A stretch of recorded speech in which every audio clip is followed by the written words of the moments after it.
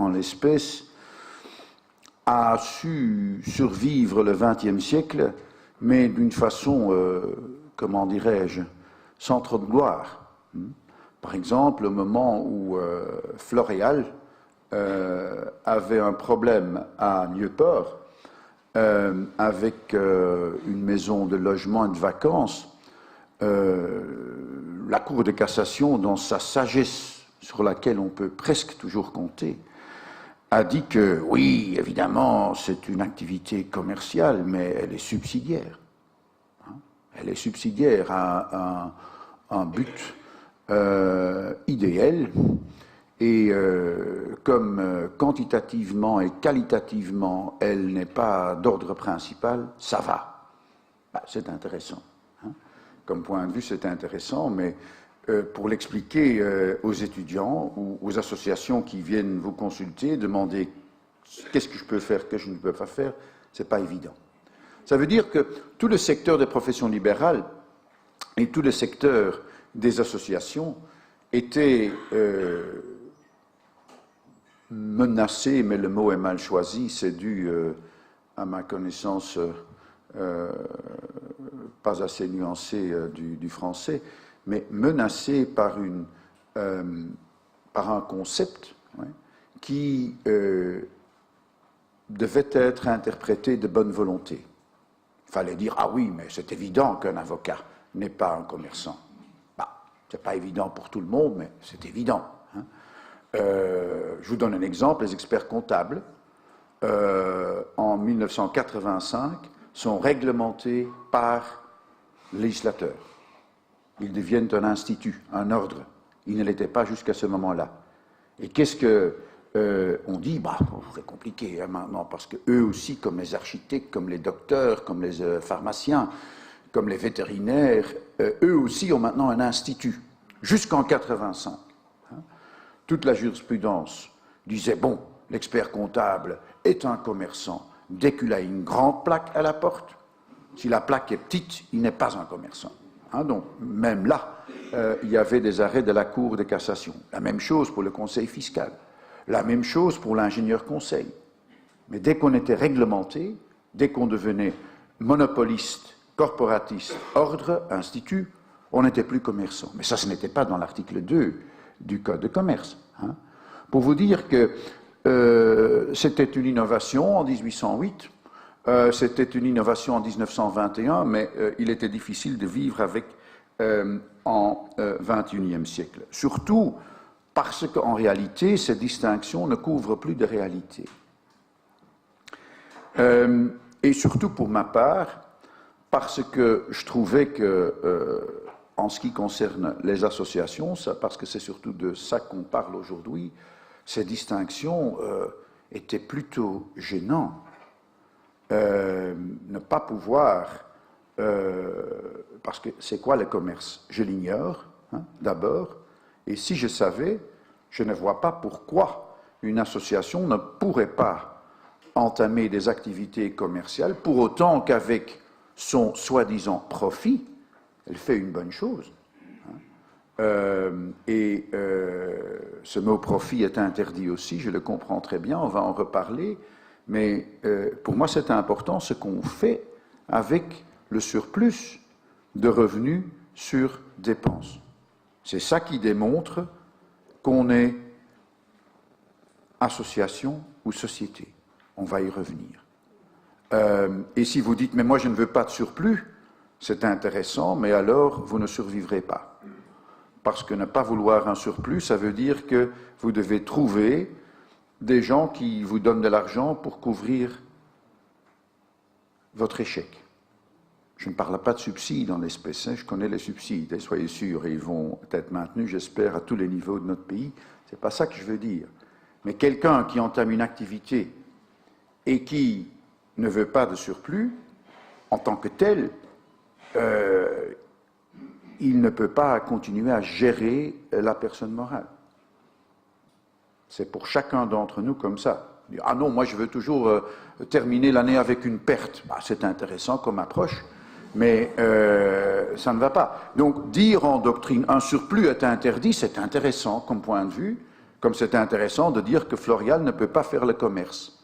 Alors on dépend de quelque part une cour qui va dire, oui, on va utiliser des mots d'une telle façon que personne ne comprend, mais que tout le monde est d'accord. Bon. Les associations et les fondations vont, et c'est une autre nouveauté, comme la distinction commerce civil sera abrogée, les associations vont devenir des entreprises. C'est un mot dont j'entends qu'il ne tombe pas partout bien. Et je raconte toujours l'histoire suivante à ce sujet. Quand j'étais jeune étudiant, en 77-78, les entrepreneurs étaient presque des criminels. C'était l'époque des faillites de l'acier, des mines de charbon, la crise du pétrole, et tout le monde disait les entrepreneurs sont responsables.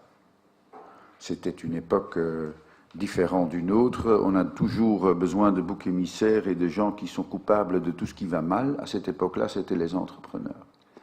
Aujourd'hui, je constate que la plupart des gens se disent entrepreneurs. Je vois énormément d'employés, même dans des sociétés qui ne sont pas vraiment, j'utilise un mauvais terme, mais c'est pour démontrer que je n'ai pas toujours intégré cette abrogation, une activité pas vraiment commerciale, avec beaucoup de bonne volonté, avec beaucoup de... même là, les employés se disent entrepreneurs en tant que tels. Il y a beaucoup d'avocats qui sont venus me dire « moi je suis entrepreneur ». Qu'est-ce qu'on veut dire par là? On est quelqu'un de créatif, on est quelqu'un d'innovateur, on est quelqu'un de proactif, qui veut faire du bien et qui réfléchit sur l'avenir et sur la durabilité. L'entreprise est un concept avec lequel ma génération a été éduquée, du côté francophone par M. Van Rijn, du côté néerlandophone par M. Van Gerven. Toute mon éducation, c'est l'entreprise, l'entreprise et encore l'entreprise. Et on nous disait, avec le fils Frédéric, oubliez cette notion de commerce parce qu'elle est datée. Je parle de 76, 77, ça date il y a 40 ans. Hein, donc, finalement, je crois, on est arrivé à cette notion d'entreprise qui n'a rien de négatif, qui a seulement une connotation très positive, parce que c'est quelqu'un qui, en tant que personne physique, en tant que personne morale, est un indépendant et qui, donc, nécessairement, va devoir suivre certaines règles en tant qu'entreprise pour ne pas mettre en activité, pour ne pas mettre en péril des tiers, parce que dès qu'on entreprend, on risque de mettre en péril des tiers, parce qu'il y a des dettes, des créances. Il n'est pas exclu qu'on ait une perte, et quand on a une perte, il n'est pas exclu qu'on a encore beaucoup de dettes, et à ce moment-là, et c'est là que nous avons déjà innové par la loi faillite qui a entré en vigueur le 1er mai de cette année-ci, il est plutôt intéressant, non pas irresponsable, mais intéressant, pour celui qui va tomber en faillite, qui auparavant, quand il était encore civil, ne pouvait pas tomber en faillite, mais qui tombait en déconfiture. C'était intéressant comme concept aussi, la déconfiture, c'est qu'on n'a plus d'argent pour acheter la confiture. Ainsi j'expliquais à mes étudiants, hein. Mais il n'y avait rien à régler, mais rien. Donc, j'ai liquidé plusieurs associations dans ma vie, c'était surtout des orchestres, parce que nous avons énormément d'orchestres dans notre pays. Au niveau de la musique, nous sommes excellents, mais évidemment, à un moment donné, les subsides manquent, et alors il y a un problème. On dit alors à un professeur d'université proche des membres du conseil d'administration de l'orchestre, voulez-vous liquider cette association? Enfin, le mot commence avec un B et se termine avec un L. Une telle liquidation volontaire par un tiers, non contrôlée par un juge, c'est assez dramatique, si le type en question n'est pas honnête. Hein, parce que nous savons tous que les liquidations, en principe, présupposent l'égalité, hein, égalité des créanciers, mais si le liquidateur ne s'y tient pas, qu'est-ce qu'on fait, hein? Et j'ai quand même eu l'expérience que c'était parfaitement dans mes possibilités de ne pas respecter cette égalité. Hein. Donc, aussi pour la deuxième chance, pour pouvoir recommencer, parce que je ne vais pas raconter les noms, mais dans l'hémisphère de certaines universités aussi francophones, parce que tout à l'heure je ne parlais que des néerlandophones pour gagner votre bonne volonté, mais aussi d'universités francophones, on a connu des cas de faillite qui sont devenus exemplaires. On a requalifié des ASBL en société, on appelle ça reconverti, sans connotation religieuse, reconverti en société commerciale pour pouvoir les déclarer en faillite. Parce qu'ils avaient laissé derrière eux un drame pour les créanciers. Donc on a dit dans la loi faillite, on va les intégrer là-dedans, comme les professions libérales. Et donc pour l'instant, on prépare des arrêtés royaux, justement, pour, par exemple, permettre aux docteurs, aux avocats, de faire respecter leur secret professionnel par le curateur et en même temps, quand même, tomber en faillite.